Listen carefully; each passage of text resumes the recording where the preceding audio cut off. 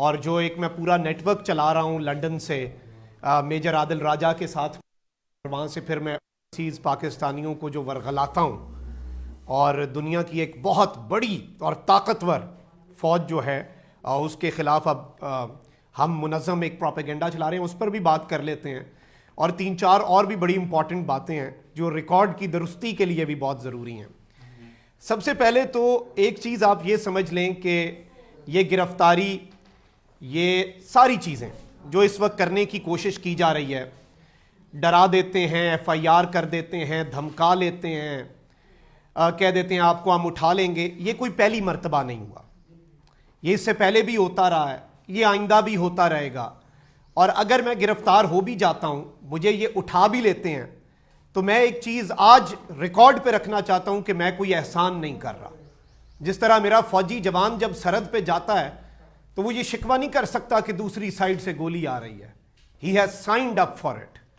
جب آپ صحافت کرنے نکلے ہیں، جب آپ نے سوچا ہے کہ آپ نے حقیقی صحافت کرنی ہے، جب آپ نے عوام کی صحافت کرنی ہے، جب آپ نے عوام کی بات کرنی ہے، پھر یہ سب تو ہوگا۔ راستے میں یہ رکاوٹیں بھی آئیں گی، یہ پریشانیاں بھی آئیں گی، یہ دھمکیاں بھی ملیں گی، یہ سب کچھ ہوگا، یہ کچھ نیا نہیں ہے۔ لیکن 2-3 چیزیں اس وقت سمجھنے کی ضرورت ہے۔ ایک تو یہ جو ایک من گھڑت سا پروپیگنڈا اس مرتبہ چلایا گیا، اس پر بھی آتے ہیں، اور جس طرح سے ذکر کیا کہ ایک مرتبہ پہلے سرگودا سے ایک نوجوان کو اٹھایا گیا، اس نوجوان سے ایک ویڈیو بنوائی گئی اسی سفید دیوار کے آگے جس کے آگے لوگوں سے اعتراف جرم کروائے جاتے ہیں، اور اس نے کہا کہ میں مخدوم شہاب اور عمران ریاض کے ویلاگ دیکھتا تھا، ان کی وجہ سے میں متاثر ہوا اور میں نے پاکستان کی افواج کے خلاف پروپیگنڈا کر دیا۔ مجھے لگا کہ دیکھو بڑی اچھی چیز ہے، اس نے اعتراف جرم کیا، یہ معافی مانگ رہا ہے۔ تو میں نے عذرائے تفنن ایک ویڈیو ریکارڈ کی، میں نے کہا اگر ایسے ہے تو پھر ایسے ہی صحیح۔ میں نے کہا میں بھی بہت اچھا نوجوان ہوا کرتا تھا، یہ میں ایک لائٹر نوٹ پہ کہہ رہا ہوں، لیکن میں نے پچھلے 1 سال سے مریم نواز اور نواز شریف کی تقریریں سنی، ان تقریروں کی وجہ سے مجھ پہ بہت منفی اثر پڑا، اس منفی اثر کی وجہ سے میں اداروں کے خلاف ہو گیا اور میں آج شرمندہ ہوں۔ تو کیا میرے اس بیان پر مریم نواز کو اٹھایا جائے گا؟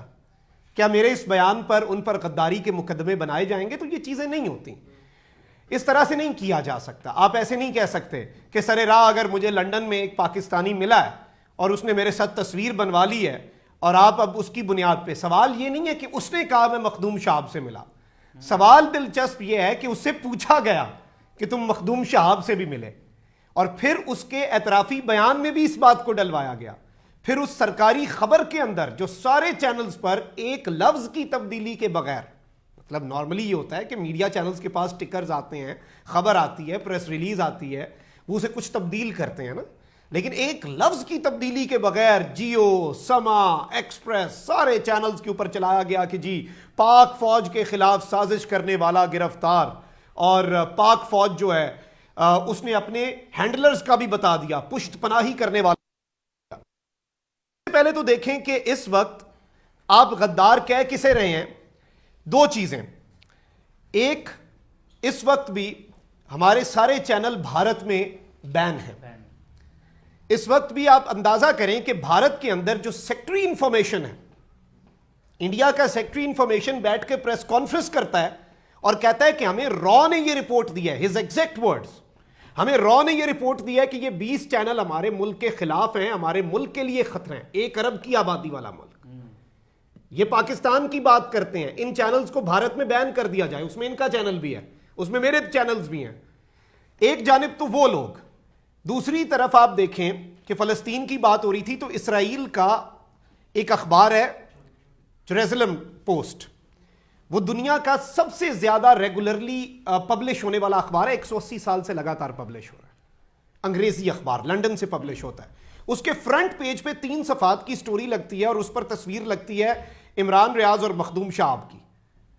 یہ ہمارا قصور ہے کہ ہم مسلمانوں کے لیے آواز اٹھاتے ہیں، یہ ہمارا قصور ہے کہ ہم مقبوضہ وادی کے لوگوں کے لیے آواز اٹھا کے اپنا بزنس ماڈل تباہ کر لیتے ہیں۔ اگر تو صرف ہمیں ڈالرز کی ہوس ہوتی، کیا ہماری بھارت میں ویورشپ نہیں تھی؟ تارڑ صاحب کی 30 سے 40% ویورشپ وہاں سے افیکٹ ہوئی، انہوں نے آج تک اف کی، آج تک شکوہ کیا، آج تک بات کی کہ بھائی مجھے نقصان ہو رہا ہے، یہ ہو رہا ہے، وہ ہو رہا ہے، نہیں، کیونکہ وہ ہمارے لیے ادھر تمغے تھے، وہ جتنی پابندیاں تھیں وہ یہاں پہ ہم میڈل لگا رہے تھے، کیونکہ صرف انہی کی شرٹیں وہ زیادہ میڈلز کے بوجھ سے نہ ڈھل کے ہمیں بھی کچھ میڈل لگنے دیں. تو اب یہ جو غداری کے مقدمات ہیں یہ بھی میں سمجھتا ہوں یہ تمغے ہیں, یہ وہ میڈلز ہیں جو آپ ہمیں لگا رہے ہیں. اب میں یہ بات ہمیشہ کرتا ہوں, بہت سے لوگ یہ سوال پوچھتے ہیں کہ, اور ابھی ہمارے ایک دوست نے بھی ذکر کیا کہ سوشل میڈیا پہ بھی بہت چلا کہ آپ تو باجوہ کی بہت تعریف کیا کرتے تھے, اب آپ باجوہ کے خلاف بولتے ہیں.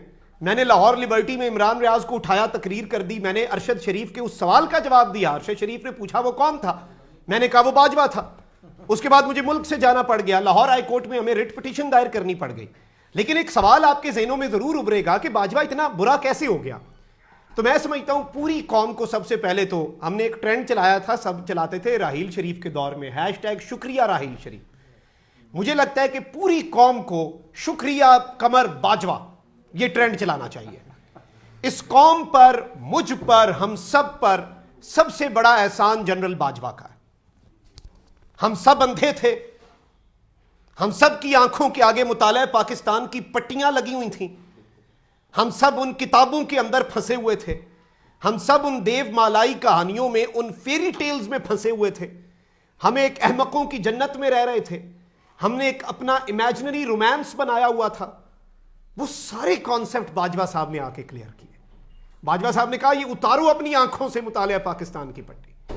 آئی میٹ خان صاحب, اور خان صاحب نے چارلز ڈکنز کی کتاب ہے ٹیل آف ٹو سٹیز, اس کا ذکر کیا. اس کے آغاز میں بڑا مشہور کوٹ ہے, it was the best of Times, it was the worst of Times. اگر آپ کو لگتا ہے کہ گزشتہ 1 سال رجیم چینج آپریشن کا پاکستان کی تاریخ کا بدترین دور تھا تو آپ غلط کہہ رہے ہیں. خدا کی قسم یہ پاکستان کی تاریخ کا سنہری دور ہے. یہ کس طرح سے سنہری دور ہے؟ اس میں سارے اندھوں کو بینائی واپس ملی ہے, اس میں مطالعہ پاکستان کی پٹیاں ہماری آنکھوں سے اتاری گئی ہیں, اور ہم نے پھر دیکھا ہے, ہم نے اصل حقیقت کو پہچانا ہے, ہماری آنکھیں کھلی ہیں. ابھی قوم جاگی نہیں ہے, ابھی صرف انہوں نے انگڑائی لی ہے. لیکن میں سمجھتا ہوں یہ انگڑائی بھی خوش آئند ہے. اور اس وقت ڈیجیٹل میڈیا سے خطرہ کیا ہے؟ میں آپ کو آج ایک بات بتا رہا ہوں, یہ اس سے پہلے میں نے کبھی آن دا ریکارڈ نہیں بتائی. ایک بہت ہائی رینکنگ آفیشل, اب میں ذاتی تعلق کا پاس کرتے ہوئے زیادہ ڈیٹیل میں نہیں جاؤں گا ورنہ آپ پہنچ جائیں گے اس شخص تک. لیکن انہوں نے مجھے ایک مرتبہ ایک بات کہی آج سے 4-5 مہینے پہلے, اور آپ لوگوں کی آسانی کے لیے کہ آپ کو بعد میں بیپس نہ لگانی پڑ جائیں تو میں ویسے ہی وہ لفظ سینسر کر لیتا ہوں. لیکن ان کے الفاظ تھے کہ اگر یار یہ تم 5-6 یوٹیوبر نہ ہوتے تو اس پاگل خان کے لیے ہم کافی تھے. تو اگر آپ کو یہ لگ رہا ہے کہ یہ جو یوٹیوب ہے, اور جس طرح سے تارڑ صاحب نے بات کی, ڈیجیٹل میڈیا جرنلسٹ ایسوسی ایشن کا قیام بھی بہت ضروری تھا.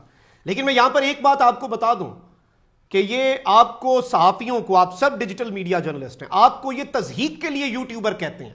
کہتے ہیں وہی یوٹیوبر. میں اینکر بھی ہوں, میں کالم نگار بھی ہوں, لیکن میں یہاں پر کہہ رہا ہوں کہ میری سب سے بڑی پہچان یوٹیوبر ہے. مجھے یوٹیوبر لکھا اور پکارا جائے, تمام سرکاری اور نیم سرکاری ادارے نوٹ فرما لیں. اور ڈیجیٹل میڈیا کی سب سے بڑی بات, کیوں میں یہ بات کر رہا ہوں, کیونکہ ہم عمران خان کے بھی اس دن خلاف ہوں گے جس دن عمران خان عوام کے خلاف ہوگا. اس کی وجہ ہے, ہو سکتا ہے مخدوم شہاب کو کسی چینل پہ کوئی جرنیل بٹھائے, سفارش کر دے. ہو سکتا ہے مخدوم شہاب کو عمران خان کہے کہ یار اس چینل میں اکوموڈیٹ کرو. ہو سکتا ہے مخدوم شہاب کو مریم نواز کہے یار, جیسے سما میں انہوں نے 2-3 بھرتی کروا دی ہیں. لیکن ڈیجیٹل میڈیا, اس میں کسی کو فورس نہیں کیا جا سکتا. اس میں ہمارا سیٹھ عوام ہے. عوام گھر میں بیٹھی فیصلہ کرتی ہے کہ اس شخص کو دیکھنا ہے یا اس شخص کو. میں کسی کو فورس نہیں کر سکتا. گن پوائنٹ پہ کوئی ادارہ جا کے لوگوں کو نہیں کہہ سکتا کہ 10 لاکھ بندے عمران ریاض کو دیکھیں اور 7,000 بندے سلیم صافی کو دیکھیں. کوئی کسی نے فورس نہیں کیا, عوام کو نہیں فورس کر سکتے. تو جب یہ ہوتا ہے, یہ میڈیم اس لیے اتنا پاورفل ہے کیونکہ یہ عوام کا چلانے, اس کے اندر سیٹھ عوام ہے, کوئی چینل مالک نہیں بیٹھا ہوا. تو لوگ عوام کی بات کریں گے. یہ ہم چاہے جو مرضی کر رہے ہیں, یہ مجبوری ہے. اور اس میں جو امپورٹنٹ چیز ہے وہ یہ ہے کہ غداری کے جتنے مقدمات آپ قائم کر لیں, جو کچھ کر لیں, کیا یہ ہمارے عزم کو متزلزل کر سکتے ہیں؟ عمران ریاض گرفتار ہوا, 2 مرتبہ ہوا, کیا وہ ہٹ گیا؟ آپ نے صدیق جان کو اٹھا لیا, آپ نے جمیل فاروقی کو اٹھا لیا, آپ نے ارشد شریف کو شہید کر دیا. کیا ڈر جو ہوا, کیا انہوں نے کہا کہ ہم ڈرائیں گے, ہوا اس سے کیا ڈر ختم ہو گیا. ہو سکتا ہے یہاں پہ بیٹھے مخدوم صاحب کے ذہن میں ابھی شاید کال کوٹھڑی کا ڈر ہو سکتا ہے میرے ذہن میں ٹارچر کا ڈر ہو سکتا ہے میرے ذہن میں ابھی جیل کا ڈر ہو.